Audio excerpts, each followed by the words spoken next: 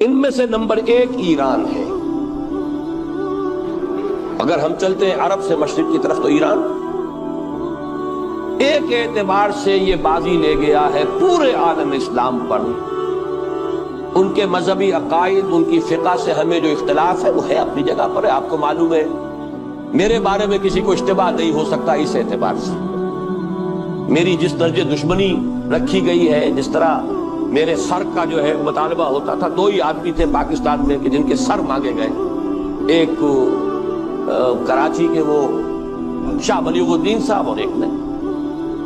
تو اس حوالے سے وہ اپنی جگہ پر اختلاف ہے، لیکن اس حقیقت کا اعتراف کیے بغیر نہیں رہا جا سکتا پورے عالم اسلام میں یہ واحد مسلمان ملک ہے جس نے بہرحال اپنی شریعت، اپنے عقائد کے مطابق ایک مذہبی انقلاب برپا کیا، اور پورے عالم اسلام میں مذہبی سطح پر حکومت کی سطح پر فنڈامنٹلسٹ صرف ایک ملک ہے، یا دوسرا جو ہے تھوڑا سا وہ ہے سوڈان، لیکن اس کی اہمیت اس لیے نہیں کہ وہ کسی عوامی انقلاب سے نہیں بنا، بلکہ وہ تو ایک فوجی انقلاب سے شکل بنی ہے جو بھی بنی ہے۔ اللہ کرے اس میں استقامت ہو، اس سے یقینی کوئی نتیجہ برآمد ہو جائے۔ خبریں بھی اچھی آ رہی ہیں، لیکن میں تو دنیا کا جو پرسپیکٹو ہے اس کے حوالے سے عرض کر رہا ہوں کہ اس پہلو سے ایران ان کا ٹارگٹ ہے، ٹارگٹ نمبر 1 ایک خاص اعتبار سے۔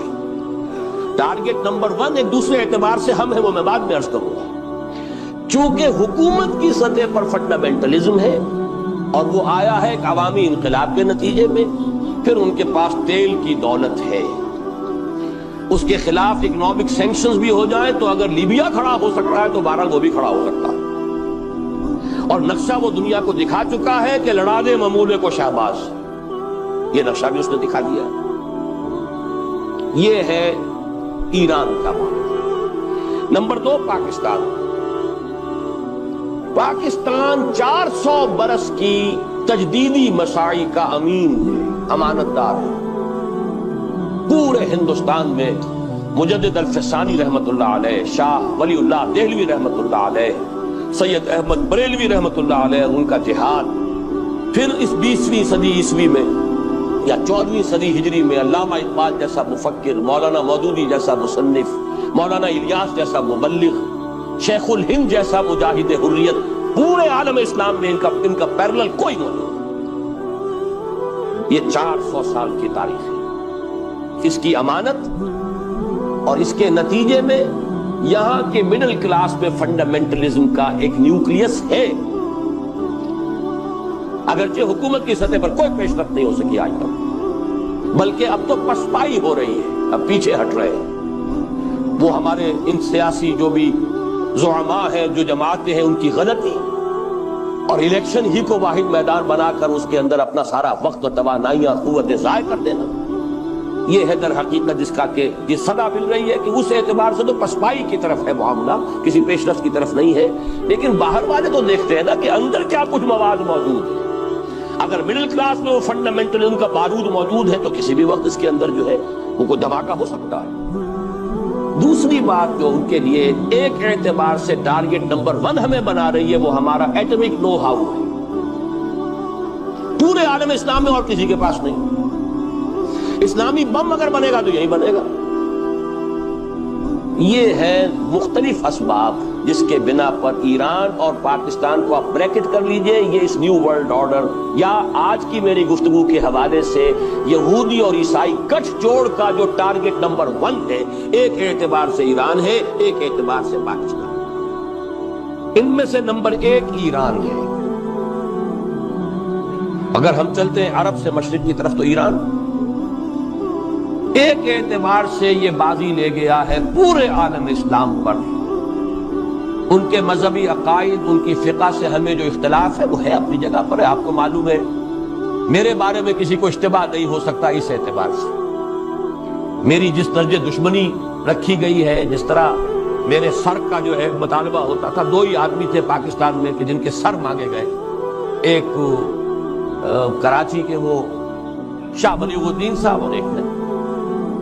تو اس حوالے سے وہ اپنی جگہ پر اختلاف ہے، لیکن اس حقیقت کا اعتراف کیے بغیر نہیں رہا جا سکتا پورے عالم اسلام میں یہ واحد مسلمان ملک ہے جس نے بہرحال اپنی شریعت، اپنے عقائد کے مطابق ایک مذہبی انقلاب برپا کیا، اور پورے عالم اسلام میں مذہبی سطح پر حکومت کی سطح پر فنڈامنٹلسٹ صرف ایک ملک ہے، یا دوسرا جو ہے تھوڑا سا وہ ہے سوڈان، لیکن اس کی اہمیت اس لیے نہیں کہ وہ کسی عوامی انقلاب سے نہیں بنا، بلکہ وہ تو ایک فوجی انقلاب سے شکل بنی ہے جو بھی بنی ہے۔ اللہ کرے اس پہ استقامت ہو، اس سے یقینی کوئی نتیجہ برآمد ہو جائے۔ خبریں بھی اچھی آ رہی ہیں، لیکن میں تو دنیا کا جو پرسپیکٹو ہے اس کے حوالے سے عرض کر رہا ہوں کہ اس پہلو سے ایران ان کا ٹارگٹ ہے، ٹارگٹ نمبر 1 ایک خاص اعتبار سے۔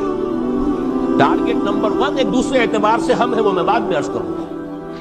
چونکہ حکومت کی سطح پر فنڈامنٹلزم ہے اور وہ آیا ہے ایک عوامی انقلاب کے نتیجے پہ، پھر ان کے پاس تیل کی دولت ہے، اس کے خلاف اکنامک سینکشنز بھی ہو جائیں تو اگر لیبیا کھڑا ہو سکتا ہے تو بہرحال وہ بھی کھڑا ہو سکتا ہے، اور نقشہ وہ دنیا کو دکھا چکا ہے کہ لڑا دے ممولے کو شہباز، یہ نقشہ بھی اس نے دکھا دیا۔ یہ ہے ایران کا معاملہ۔ نمبر 2 پاکستان۔ پاکستان 400 برس کی تجدیدی مساعی کا امین امانت دار ہے۔ پورے ہندوستان میں مجدد الفسانی رحمت اللہ علیہ، شاہ ولی اللہ دہلوی رحمت اللہ علیہ، سید احمد بریلوی رحمت اللہ علیہ، ان کا جہاد، پھر اس 20ویں صدی عیسوی میں یا 14ویں صدی ہجری میں علامہ اقبال جیسا مفکر، مولانا مودودی جیسا مصنف، مولانا الیاس جیسا مبلغ، شیخ الہند جیسا مجاہد حریت، پورے عالم اسلام میں ان کا پیرلل کوئی موجود۔ یہ 400 سال کی تاریخ ہے، اس کی امانت اور اس کے نتیجے میں یہاں کے مڈل کلاس میں فنڈامنٹلزم کا ایک نیوکلیس ہے، اگرچہ حکومت کی سطح پر کوئی پیش رفت نہیں ہو سکی آج تک، بلکہ اب تو پسپائی ہو رہی ہے، اب پیچھے ہٹ رہے ہیں۔ وہ ہمارے ان سیاسی جو بھی زعماء ہیں، جو جماعتیں ہیں، ان کی غلطی اور الیکشن ہی کو واحد میدان بنا کر اس کے اندر اپنا سارا وقت و توانائیاں قوتیں ضائع کر دینا، یہ ہے در حقیقت جس کا کہ جس صدا مل رہی ہے کہ اس اعتبار سے تو پسپائی کی طرف ہے معاملہ، کسی پیش رفت کی طرف نہیں ہے۔ لیکن باہر والے تو دیکھتے ہیں نا کہ اندر کیا کچھ مواد موجود ہے۔ اگر مڈل کلاس میں وہ فنڈامنٹلزم کا بارود موجود ہے تو کسی بھی وقت اس کے اندر جو ہے وہ کوئی دھماکہ ہو سکتا ہے۔ دوسری بات جو ان کے لیے ایک اعتبار سے ٹارگٹ نمبر 1 ہمیں بنا رہی ہے، وہ ہمارا ایٹمک نو ہاؤ، پورے عالم اسلام میں اور کسی کے پاس نہیں۔ اسلامی بم اگر بنے گا تو یہی بنے گا۔ یہ ہے مختلف اسباب جس کے بنا پر ایران اور پاکستان کو آپ بریکٹ کر لیجئے، یہ اس نیو ورلڈ آرڈر یا آج کی میری گفتگو کے حوالے سے یہودی اور عیسائی گٹھ جوڑ کا جو ٹارگٹ نمبر 1 ہے، ایک اعتبار سے ایران ہے، ایک اعتبار سے پاکستان۔